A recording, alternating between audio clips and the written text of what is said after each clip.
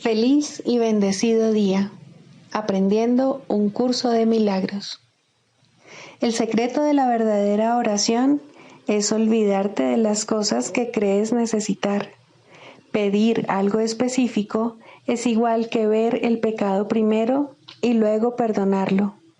Del mismo modo, al orar pasas por alto tus necesidades específicas, tal como las ves, y las dejas en manos de Dios.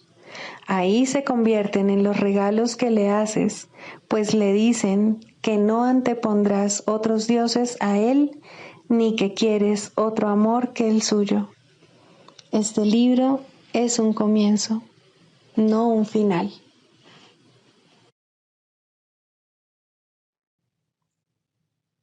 Del prefacio, que postula, párrafo 3. Del conocimiento y de la percepción surgen dos sistemas de pensamiento distintos que se oponen entre sí en todo. En el ámbito del conocimiento no existe ningún pensamiento aparte de Dios, porque Dios y su creación comparten una sola voluntad.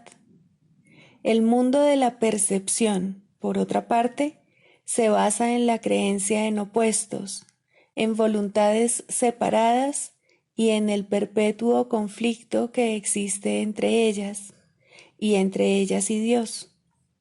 Lo que la percepción ve y oye parece real porque sólo admite en la conciencia aquello que concuerda con los deseos del perceptor. Esto da lugar a un mundo de ilusiones, mundo que es necesario defender sin descanso, precisamente porque no es real.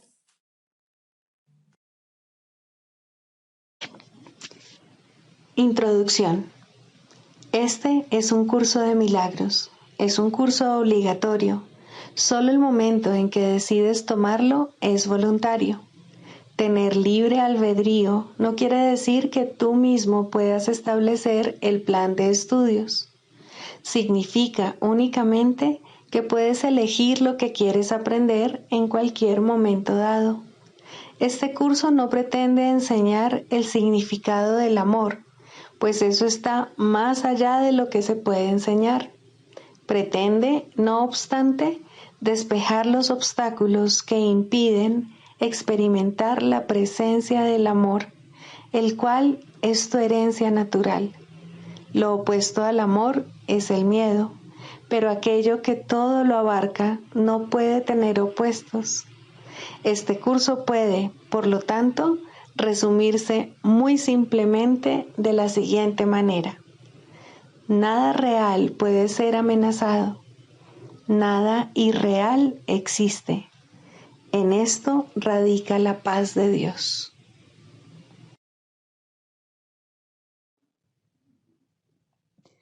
Capítulo 1. El significado de los milagros. Primero, principios de los milagros.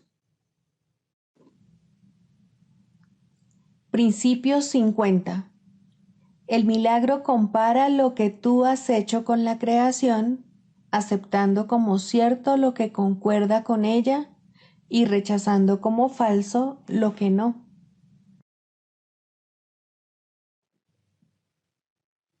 Capítulo 13. El mundo inocente. Tercero, el miedo a la redención. Tal vez te preguntes por qué es tan crucial que observes tu odio y te des cuenta de su magnitud. Puede que también pienses que al Espíritu Santo le sería muy fácil mostrártelo y desvanecerlo sin que tú tuvieses necesidad de traerlo a la conciencia. Hay, no obstante, un obstáculo adicional que has interpuesto entre la expiación y tú. Hemos dicho que nadie toleraría el miedo si lo reconociese, pero en tu trastornado estado mental no le tienes miedo al miedo. No te gusta, pero tu deseo de atacar no es lo que realmente te asusta. Tu hostilidad no te perturba seriamente. La mantienes oculta porque tienes aún más miedo de lo que encubre. Podrías examinar incluso la piedra angular más tenebrosa del ego sin miedo si no creyeses que, sin el ego, encontrarías dentro de ti algo de lo que todavía tienes más miedo. No es de la crucifixión de lo que realmente tienes miedo. Lo que verdaderamente te aterra es la redención. Bajo los tenebrosos cimientos del ego yace el recuerdo de Dios, y de eso es de lo que realmente tienes miedo, pues este recuerdo te restituiría instantáneamente al lugar donde te corresponde estar, del cual te has querido marchar. El miedo al ataque no es nada en comparación con el miedo que le tienes al amor. ¿Estarías dispuesto incluso a examinar tu salvaje deseo de dar muerte al Hijo de Dios si pensases que eso te podría salvar del amor? Pues ese deseo causó la separación y lo has protegido porque no quieres que ésta cese. ¿Te das cuenta de que al despejar la tenebrosa nube que lo ocupa, el amor por tu Padre te impulsaría a contestar su llamada y a llegar al cielo de un salto? ¿Crees que el ataque es la salvación porque el ataque impide que eso ocurra? Pues subyacente a los cimientos del ego y mucho más fuerte de lo que éste jamás pueda ser, se encuentra tu intenso y ardiente amor por Dios y el suyo por ti. Esto es lo que realmente quieres ocultar. Honestamente, ¿no te es más difícil decir te quiero que te odio? Asocias el amor con la debilidad y el odio con la fuerza, y te parece que tu verdadero poder es realmente tu debilidad, pues no podrías dejar de responder jubilosamente a la llamada del amor si la oyeses, y el mundo que creíste haber construido desaparecería. El Espíritu Santo, pues, parece estar atacando tu fuerza, ya que tú prefieres excluir a Dios, mas su voluntad no es ser excluido. Has construido todo tu demente sistema de pensamiento porque crees que estarías desamparado en presencia de Dios y quieres salvarte de su amor porque crees que éste te aniquilaría. Tienes miedo de que pueda alejarte completamente de ti mismo y empequeñecerte porque crees que la magnificencia radica en el desafío y la grandeza en el ataque. Crees haber construido un mundo que Dios quiere destruir y que amando a Dios, y ciertamente lo amas, desecharías ese mundo, lo cual es, sin duda, lo que harías. Te has valido del mundo, por lo tanto, para encubrir tu amor, y cuanto más profundamente te adentras en los tenebrosos cimientos del ego, más te acercas al amor que yace allí oculto. Y eso es lo que realmente te asusta. Puedes aceptar la demencia porque es obra tuya, pero no puedes aceptar el amor porque no fuiste tú quien lo creó. Prefieres ser un esclavo de la crucifixión que un hijo de Dios redimido. Tu muerte individual parece más valiosa que tu unicidad viviente, pues lo que se te ha dado no te parece tan valioso como lo que tú has fabricado. Tienes más miedo de Dios que del ego, y el amor no puede entrar donde no se le da la bienvenida. Pero el odio sí que puede, pues entra por su propia voluntad sin que le importe la tuya. Tienes que mirar de frente a tus ilusiones y no seguir ocultándolas, pues no descansan sobre sus propios cimientos. Aparenta ser así cuando están ocultas y, por lo tanto, parecen ser autónomas. Esta es la ilusión fundamental sobre la que descansan todas las demás, pues debajo de ellas, y soterrada mientras las ilusiones se sigan ocultando, se encuentra la mente amorosa que creyó haberlas engendrado con ira.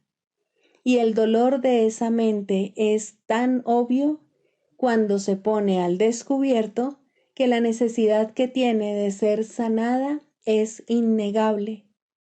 Todos los trucos y estratagemas que le ofreces no pueden sanarla, pues en eso radica la verdadera crucifixión del Hijo de Dios. Sin embargo, no se le puede realmente crucificar. En este hecho radica tanto su dolor como su curación, pues la visión del Espíritu Santo es misericordiosa y su remedio no se hace esperar. No ocultes el sufrimiento de su vista, sino llévalo gustosamente ante él. Deposita ante su eterna cordura todo tu dolor y deja que él te cure.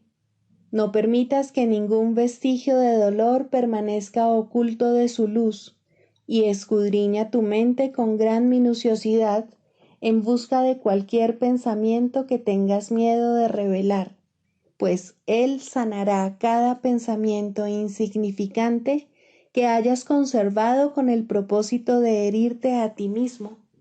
Lo expurgará de su pequeñez y lo restituirá a la grandeza de Dios. Bajo la grandiosidad que en tanta estima tienes, se encuentra la petición de ayuda que verdaderamente estás haciendo. Le pides amor a tu Padre, tal como Él te pide que regreses a Él. Lo único que deseas hacer en ese lugar que has encubierto es unirte al Padre en amoroso recuerdo de Él.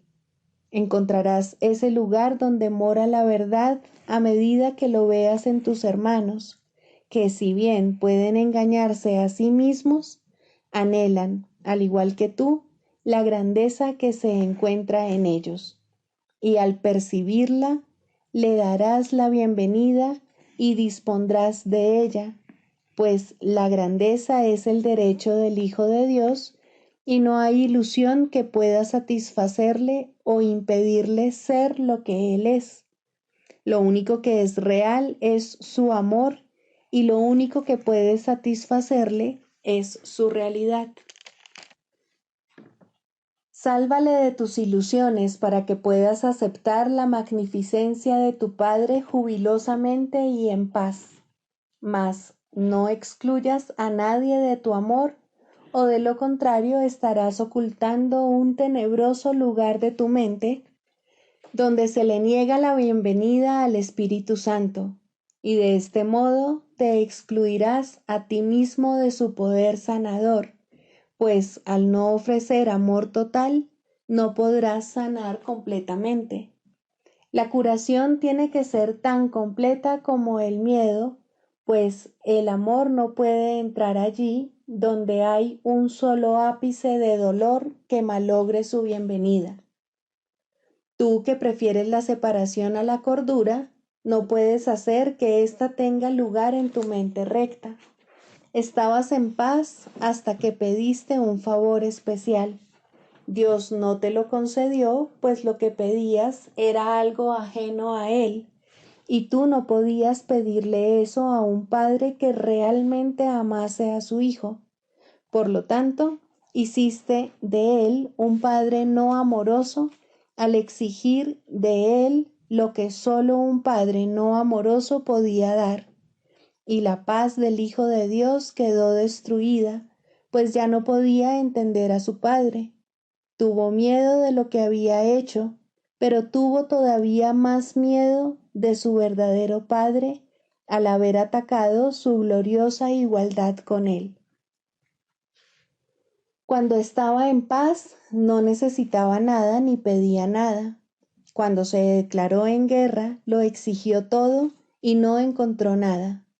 ¿De qué otra manera podía haber respondido la dulzura del amor a sus exigencias, sino partiendo en paz y retornando al Padre? Si el Hijo no deseaba permanecer en paz, no podía permanecer aquí en absoluto. Una mente tenebrosa no puede vivir en la luz y tiene que buscar un lugar tenebroso donde poder creer que allí es donde se encuentra, aunque realmente no sea así. Dios no permitió que esto ocurriese. Tú, no obstante, exigiste que ocurriese y por consiguiente creíste que ocurrió. Singularizar es aislar y por lo tanto causar soledad. Dios no te hizo eso. ¿Cómo iba a poder excluirte de sí mismo sabiendo que tu paz reside en su unicidad? Lo único que te negó fue tu petición de dolor, pues el sufrimiento no forma parte de su creación. Habiéndote otorgado la capacidad de crear, no podía quitártela. Lo único que pudo hacer fue contestar a tu petición de mente con una respuesta cuerda que residiese contigo en tu demencia.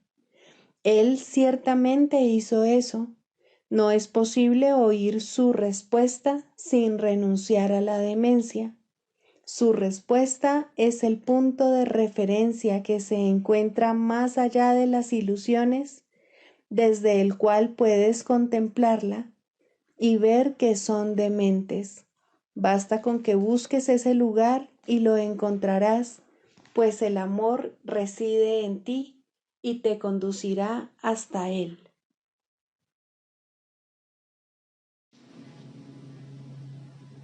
Libro de ejercicios, lección 173. Dios es solo amor y por ende, eso es lo que soy yo. Me haré a un lado y dejaré que Él me muestre el camino. Dios es solo amor y por ende, eso es lo que soy yo. Camino con Dios en perfecta santidad. Dios es solo amor y por ende, eso es lo que soy yo.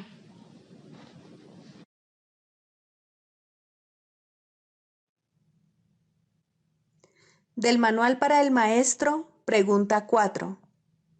¿Cuáles son las características de los maestros de Dios? 2. Honestidad. Todas las demás características de los maestros de Dios se basan en la confianza.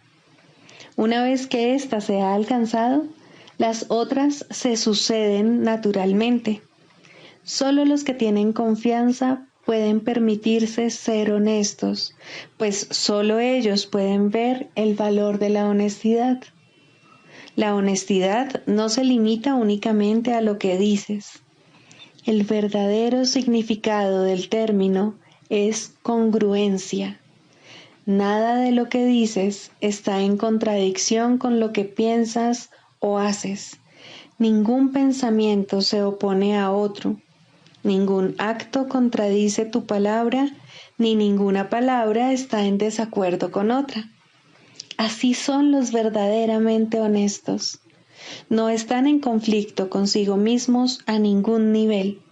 Por lo tanto, les es imposible estar en conflicto con nada o con nadie. La paz que experimentan los maestros de Dios avanzados se debe en gran medida a su perfecta honestidad. Solo el deseo de engañar da lugar a la pugna.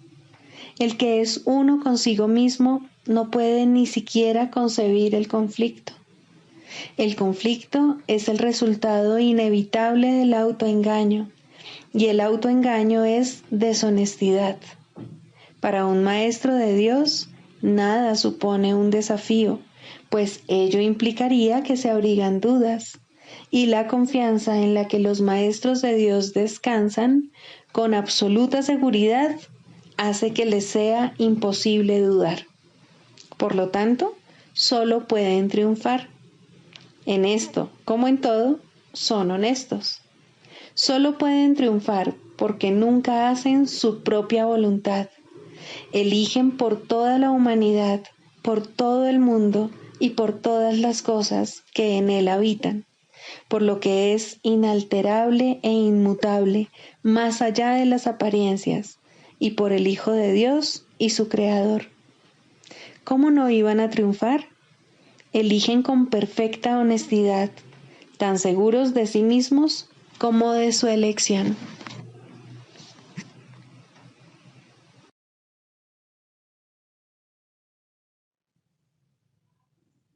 Manual para el maestro, pregunta 22. ¿Qué relación existe entre la curación y la expiación?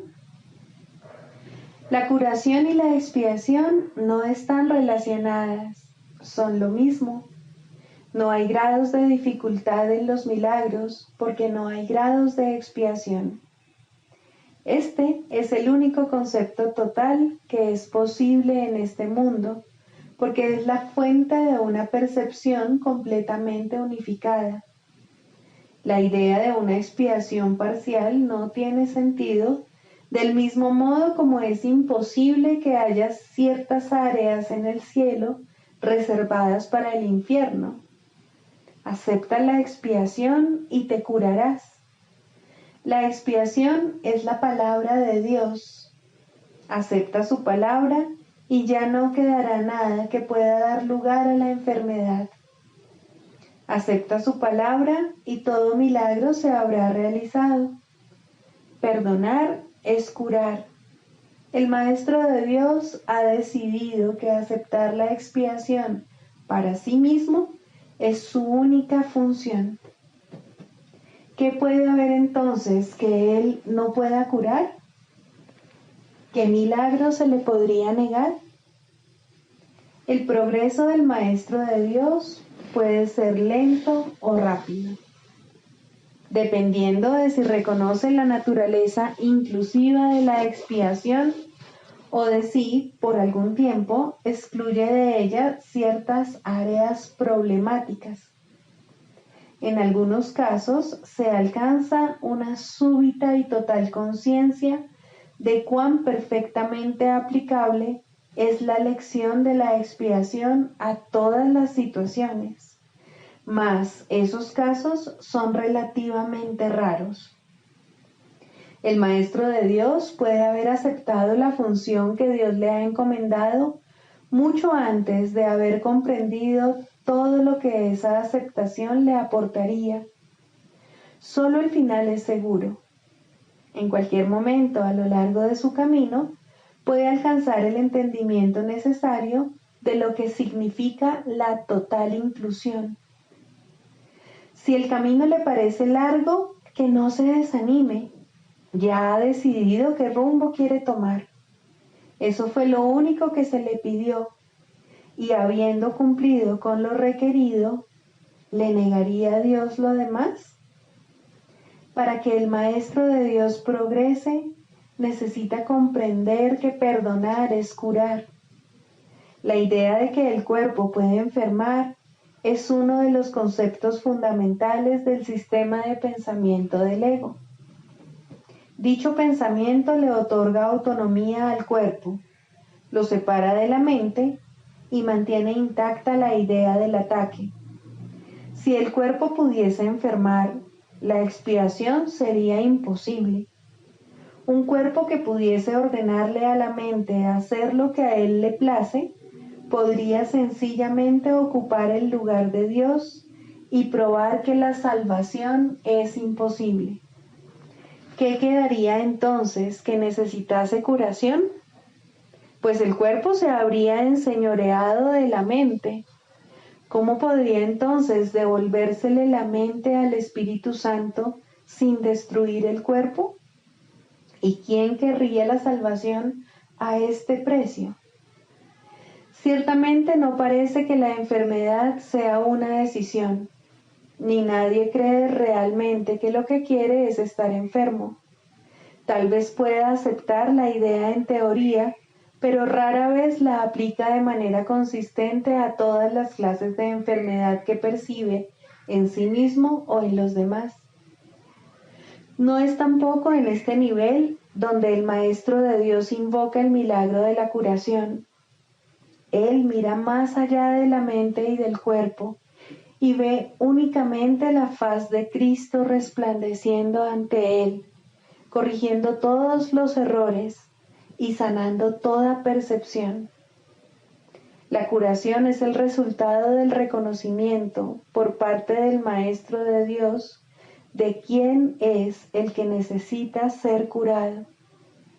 Este reconocimiento es aplicable solo a algunas cosas. Es verdad con respecto a todas las cosas que Dios creó. En dicho reconocimiento se subsanan todas las ilusiones. Cuando un maestro de Dios no puede curar, es porque se ha olvidado de quién es. De esta forma, la enfermedad de otro pasa a ser suya. Al permitir que esto suceda, se identifica con el ego del otro y por lo tanto confunde a éste con un cuerpo. Al hacer eso, se niega a aceptar la expiación para sí mismo y es imposible que pueda ofrecérsela a su hermano en el nombre de Cristo. De hecho, será incapaz de reconocer a su hermano en absoluto, pues su Padre no creó cuerpos y por consiguiente solo estará viendo en su hermano lo irreal. Un error no puede corregir otro error y una percepción distorsionada no cura. Hazte a un lado, Maestro de Dios. Has estado equivocado. No señales el camino, pues has perdido el rumbo. Dirígete de inmediato a tu Maestro y deja que Él te cure. La ofrenda de la expiación es universal. Es aplicable por igual a todo el mundo y en cualquier circunstancia. En ella reside el poder de curar a cualquier persona de cualquier clase de enfermedad. No creer esto es ser injusto con Dios y por ende serle infiel. El que está enfermo se percibe a sí mismo como separado de Dios. ¿Quieres verle tú, además, separado de ti? Tu tarea es sanar la sensación de separación que le hizo enfermar. Tu función es reconocer por él que lo que cree acerca de sí mismo no es verdad. Tu perdón debe mostrarle eso. Curar es muy simple. La expiación se recibe y se ofrece. Habiéndose recibido, tiene que haberse aceptado. Es en el recibir, pues, donde yace la curación. Todo lo demás se deriva de este único propósito. ¿Quién podría limitar el poder de Dios?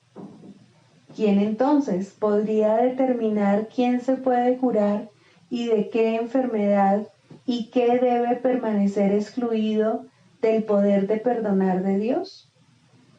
Esto ciertamente sería una locura.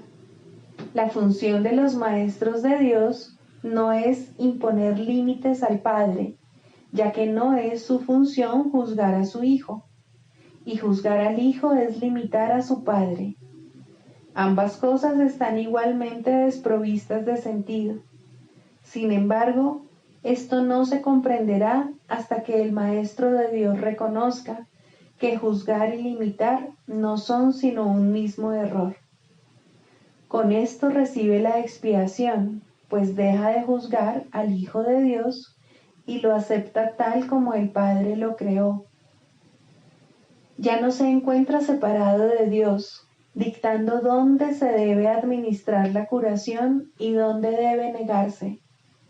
Ahora, Él puede decir con Dios: este es mi Hijo amado, que fue creado perfecto y que permanecerá así eternamente.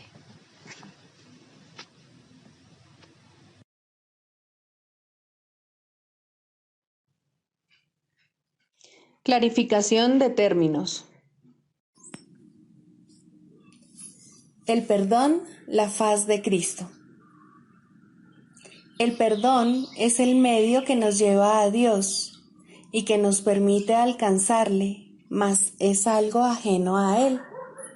Es imposible concebir que algo creado por Él pueda necesitar perdón. El perdón, entonces, es una ilusión, pero debido a su propósito, que es el del Espíritu Santo, hay algo en ella que hace que sea diferente. A diferencia de las demás ilusiones, nos aleja del error en vez de acercarnos a él. Al perdón podría considerársele una clase de ficción feliz, una manera en la que los que no saben pueden salvar la brecha entre su percepción y la verdad. No pueden pasar directamente de la percepción al conocimiento, porque no creen que esa sea su voluntad. Esto hace que Dios parezca ser un enemigo en lugar de lo que realmente es, y es precisamente esta percepción de mente la que hace que no estén dispuestos a simplemente ascender y retornar a Él en paz. Y de este modo necesitan una ilusión de ayuda, porque se encuentran desvalidos, un pensamiento de paz porque están en conflicto. Dios sabe lo que su Hijo necesita antes de que Él se lo pida. Dios no se ocupa en absoluto de la forma, pero al haber otorgado el contenido, su voluntad es que se comprenda, y eso basta. Las formas se adaptan a las necesidades, pero el contenido es inmutable, tan eterno como su creador. Antes de que el recuerdo de Dios pueda retornar, es necesario ver la faz de Cristo. La razón es obvia. Para ver la faz de Cristo se requiere percepción. El conocimiento no es algo que se pueda ver, pero la faz de Cristo es el gran símbolo del perdón, es la salvación, es el símbolo del mundo real. El que la ve deja de ver el mundo. Está tan cerca ya del umbral del cielo como es posible estar mientras aún esté afuera. Mas desde ahí, un paso más basta para entrar. Es el paso final, y ese se lo dejamos a Dios. El perdón es un símbolo también, pero en cuanto que símbolo exclusivo de la voluntad del Padre, no puede ser dividido. Y así, la unidad que refleja se convierte en su voluntad. Eso es lo único que aún está en el mundo en parte y que, al mismo tiempo, es el puente que conduce al cielo. La voluntad de Dios es lo único que existe. Lo único que podemos hacer es pasar de la nada al todo, del infierno al cielo. ¿Es esto una jornada? No, en verdad no lo es, pues la verdad no va a ninguna parte. Pero las ilusiones cambian según el lugar o la época. El paso final no es más que otro cambio. Por ser una percepción, es en parte irreal. Sin embargo, esa parte desaparecerá. Lo que entonces quedará será la paz eterna y la voluntad de Dios. Ahora ya no hay deseos, pues los deseos cambian. Incluso lo que una vez se deseó puede volverse indeseable. Esto es así porque el ego jamás puede estar en paz, pero la voluntad es constante por ser el don de Dios, y lo que Él da es siempre como Él mismo. Este es el propósito de la faz de Cristo. Es el regalo de Dios para la salvación de su Hijo. Contempla únicamente esto y habrás sido perdonado. cuán hermoso se vuelve el mundo en ese instante en el que ves la verdad acerca de ti mismo reflejada en él. Ahora estás libre de pecado y contemplas tu impecabilidad. Ahora eres santo y así lo percibes.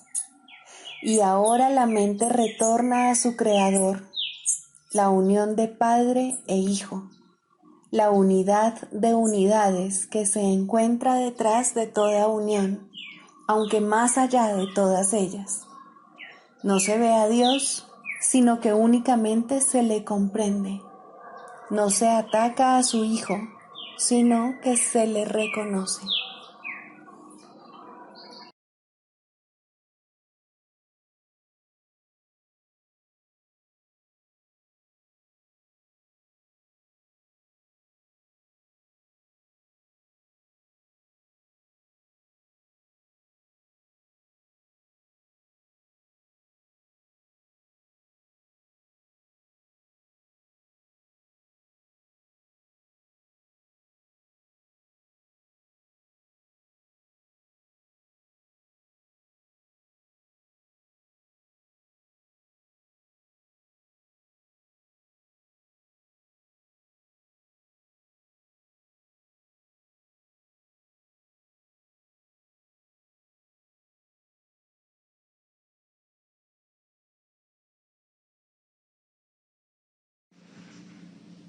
Segundo, el proceso de la psicoterapia.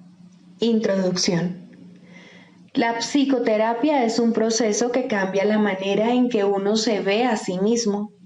En el mejor de los casos, este nuevo yo es un concepto más benévolo de uno mismo, pero no se puede esperar que la psicoterapia establezca qué es lo que es real. Esa no es su función. Si consigue abrirle paso a la realidad, ya ha logrado el máximo éxito posible. Su única función consiste, en última instancia, en ayudar al paciente a lidiar con un error fundamental, la creencia de que la ira le puede proporcionar algo que él realmente desea y de que al justificar su ataque se está protegiendo a sí mismo. En la medida en que llegue a darse cuenta de que esto es un error, en esa misma medida se ha salvado. Los pacientes no inician una relación terapéutica con este objetivo en mente. Por el contrario, tales conceptos significan muy poco para ellos o no necesitarían ayuda. Su meta es conservar intacto el concepto que tienen de sí mismos, pero sin el sufrimiento que ello conlleva. Todo su equilibrio descansa sobre la creencia demente de que esto es posible. Y como para la mente sana es claramente imposible, lo que andan buscando es magia. En las ilusiones, lo imposible se consigue fácilmente, pero solo a costa de hacer las ilusiones reales. El paciente ya ha pagado ese precio. Ahora quiere una ilusión mejor. Al comienzo, pues, la meta del paciente y la del terapeuta son divergentes. Tanto terapeuta como paciente pueden abrigar conceptos falsos de sí mismos, pero aún así sus respectivas percepciones sobre lo que constituye una mejoría no pueden sino diferir. El paciente espera aprender cómo lograr los cambios que desea, pero sin alterar de manera significativa el concepto que tiene de sí mismo. De hecho, espera que este concepto se estabilice lo suficiente para incluir dentro del mismo los poderes mágicos que busca en la psicoterapia. Desea volver invulnerable lo vulnerable e ilimitado lo finito. El yo que ve es su Dios y lo único que procura es servirle de la mejor manera posible. El terapeuta, no importa cuán sincero pueda ser, debe querer cambiar el concepto que el paciente tiene de sí mismo, de alguna manera que él considere real. La tarea de la terapia es reconciliar estas diferencias. Con suerte, ambos aprenderán a abandonar sus metas originales, pues solo en las relaciones se puede encontrar la salvación. Al comienzo, es inevitable que tanto pacientes como terapeutas acepten por igual metas poco realistas y que no están completamente libres de matices mágicos. Finalmente, dichas metas se abandonarán en las mentes de ambos.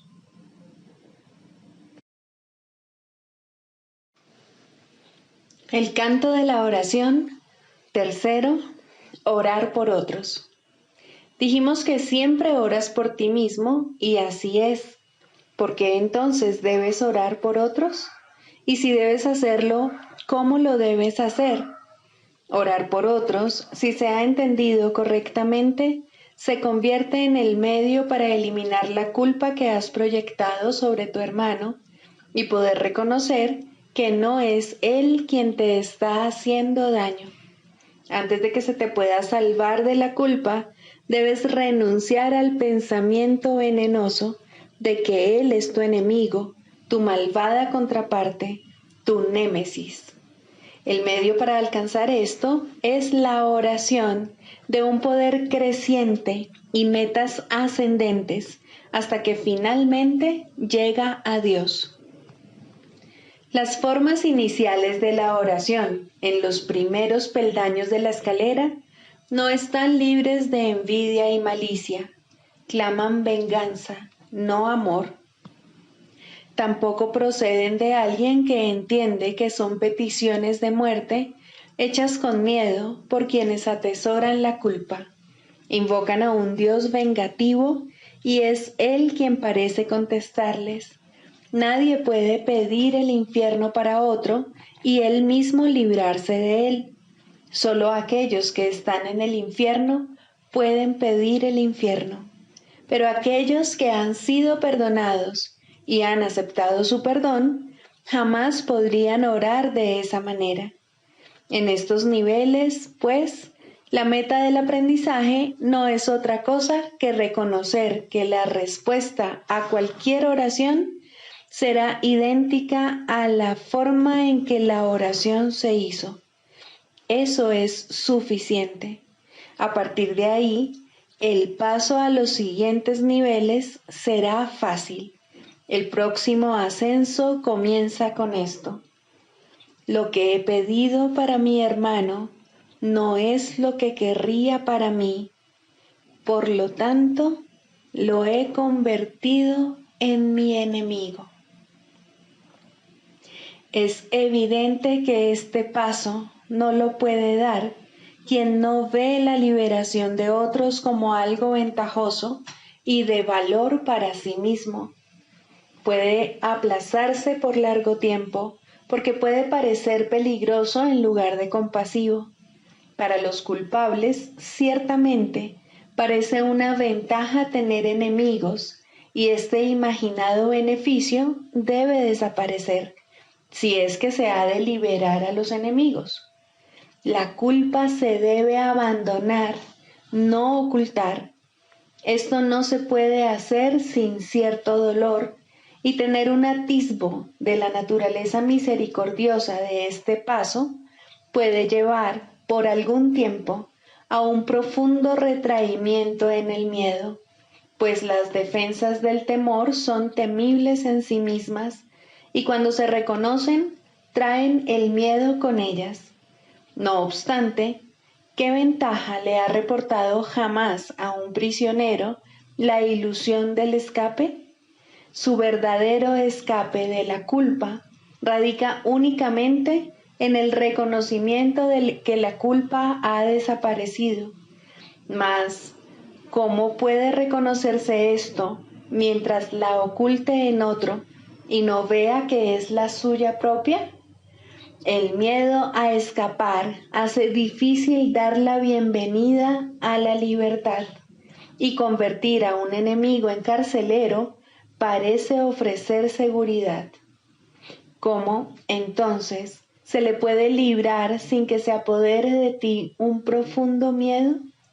Has hecho de él tu salvación y tu escape de la culpa. Tu inversión en esta forma de escape es enorme, y el miedo de renunciar a ella es grande en verdad.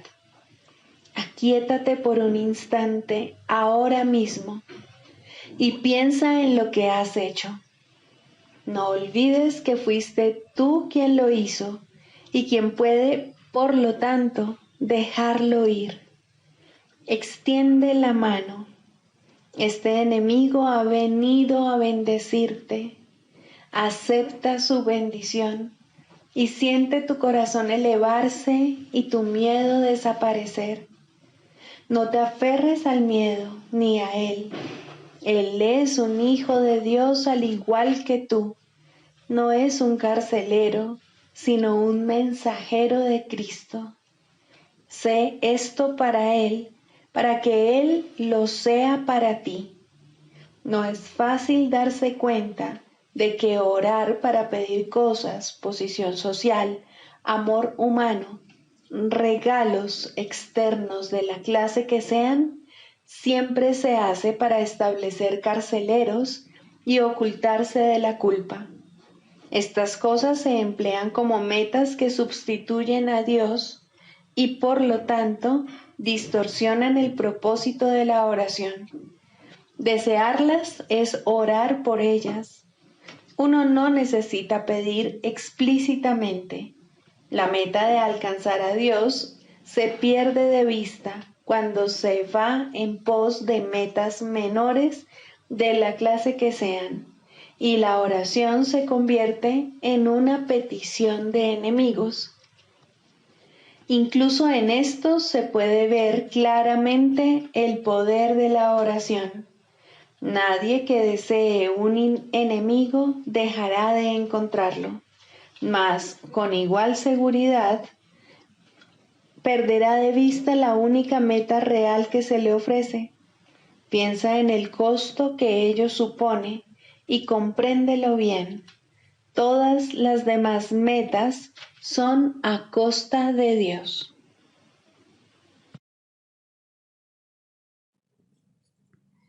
Sigamos a Jesús haciendo del perdón algo tan natural como respirar y algo tan vital como el aire. Amén.